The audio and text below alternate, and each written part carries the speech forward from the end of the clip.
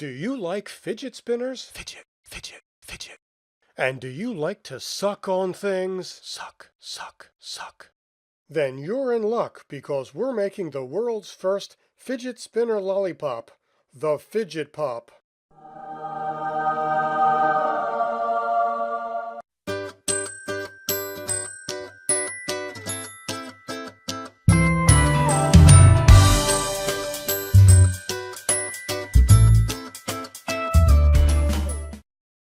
You'll need the following items to create your own Fidget Pop.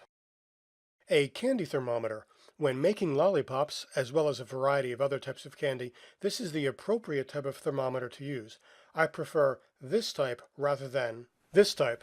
I've had the glass tip break off into the candy and, well, we don't want anybody to choke to death on a Fidget Pop, do we? A metal saucepan, because the ones made of wood just won't cut it. A large metal spoon and whisk for stirring things up. A pot holder, because things are gonna get hot. White granulated sugar. Light corn syrup. Sorry, corn on the cob just won't work here. A variety of measurement things used to measure other things for measurement purposes. Food coloring. We'll be making lemon-flavored Fidget Pops, so I'll use the yellow color, but we'll use a little bit of the other colors to give our Fidget Pops a bit of street cred, as the young kids say. Lemon extract, but hey, you can use whatever Flavor Flav you want. To trick out our Fidget Pops in super styly mode, as the young kids say, we'll use a few cinnamon imperials and some celebration pearls. And finally, aluminum foil. This will be used to create our Fidget Pop molds that will hold the boiling hot lollipop goo. Before we get started, let's take a brief look at our thermometer. This is a special thermometer used specifically for candy making. Note that certain temperatures are followed by strange names. For example, next to about 230 degrees Fahrenheit, you'll see the words softball.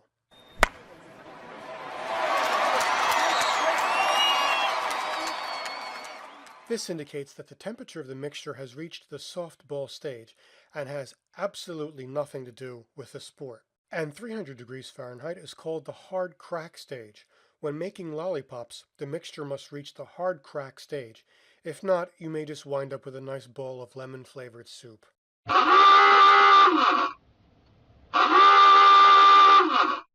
Finally, this brings me to a very important warning. The mixture we're about to make will be extremely hot. Hot enough to melt your face off. Ooh, that is gonna leave a mark. So, if you're under the age of, say, 35, you may want to have a parent, guardian, or member of the local fire department supervise this process. You have been warned.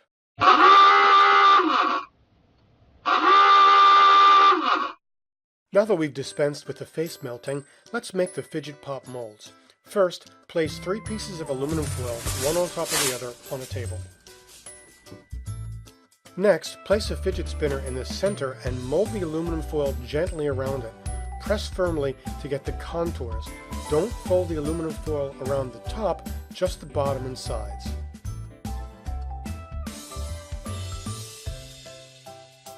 Gently cut away the excess aluminum foil.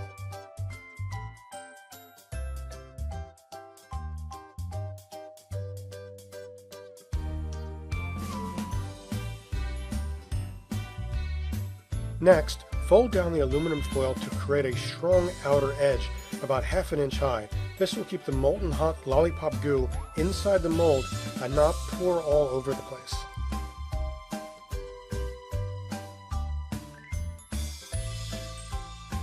Repeat the previous steps to make 3 molds in toto. Once done, place all 3 on top of an upside down baking sheet. You may want to spray each mold with Pam or other cooking spray to prevent sticking. Now, measure out 1 cup of granulated sugar.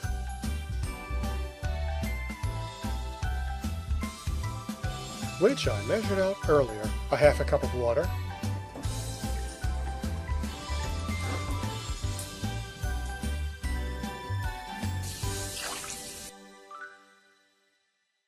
Which I measured out earlier. And finally, a 1/3 cup of light corn syrup. Next, pour the sugar, the water, and the corn syrup into your saucepan.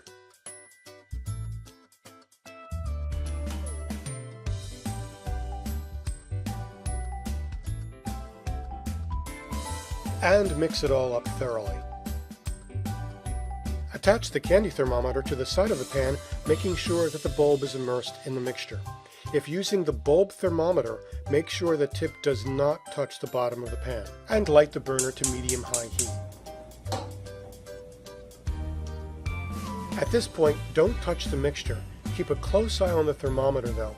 It'll take a while for the mixture to reach hard crack stage, so be patient. It's safe to say that you probably don't want to start building an IKEA bookcase right now. Just saying. Once the mixture reaches just below hard crack stage, turn off the burner and move the pan off the heat to prevent the mixture from burning. Keep the thermometer in the pan though until it reaches 275 degrees Fahrenheit. At 275 degrees Fahrenheit, you can add in the food coloring and flavoring.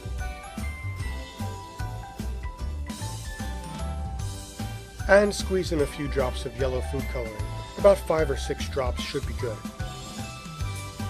Add half a teaspoon of lemon flavoring into the pan.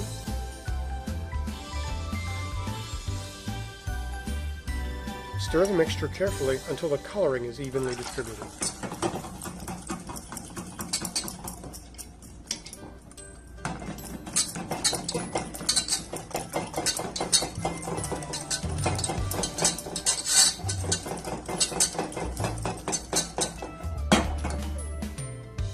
Next, carefully pour the mixture into the molds, being careful to avoid the spillage.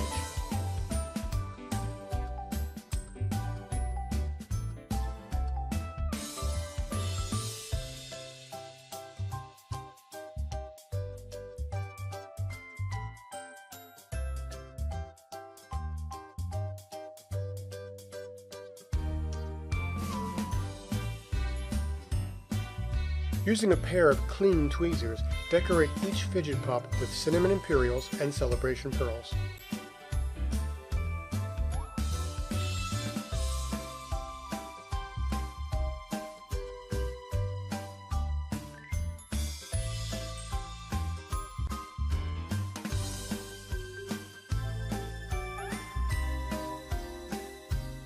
Let the fidget pops cool for a few hours or overnight.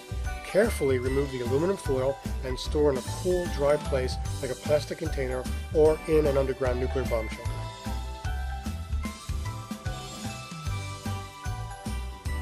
If you want, you can use the other food colors to add more decoration to each fidget pop using a brand new paintbrush.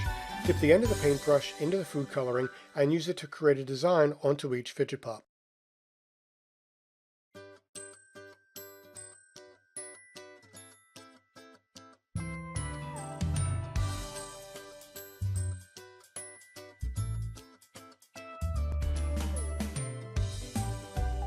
By the way, the lollipop mixture we made can be used with lollipop molds you can buy in a craft store or online, but be sure the molds are made to handle very high temperatures. For example, the molds you see are made for chocolate and not lollipops, which you can see in the warning on the package.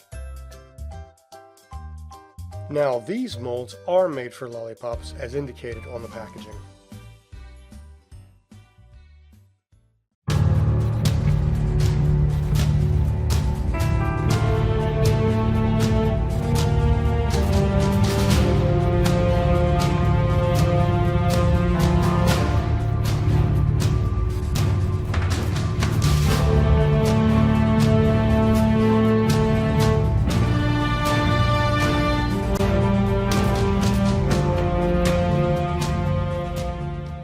Vegeta, mon amore, has a Signore Bosley called in yet, huh?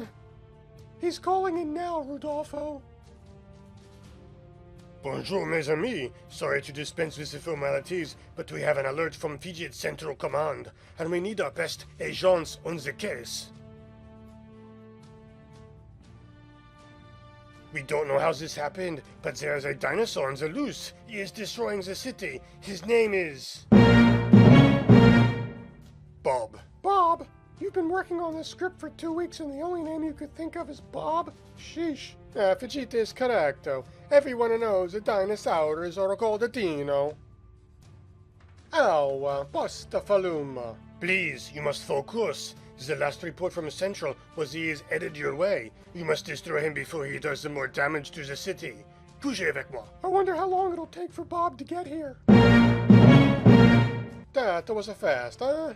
It certainly was. I was hoping for more, I don't know, plot development. But Vegeta, you know what a YouTube videos, she must be quick, huh? Hello. My name is Bob. I'm here to, destroy the city and all that, and maybe you too as well. Don't you want to talk about it first? Nah, because of my sore throat, the scriptwriter cut most of my lines out. That's okay, because where you're going, Buster, you won't be doing much talking.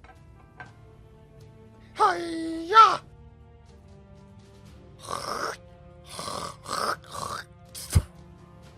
Oof, I'm hit. Vegeta, no,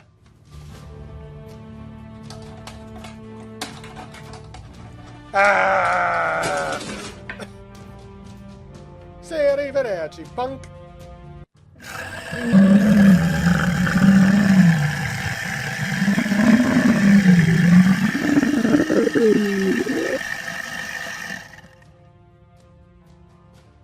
Vegeta, are you okay, mon amore? Did Bob's a deadly spit to hurt you, eh? Oh, no, I'm okay. Bob's deadly spit? Negative. It didn't go in. It just impacted on the surface. Vegeta, I'm so happy you're okay. Rudolfo, darling, you're getting dinosaur blood on my short hairs.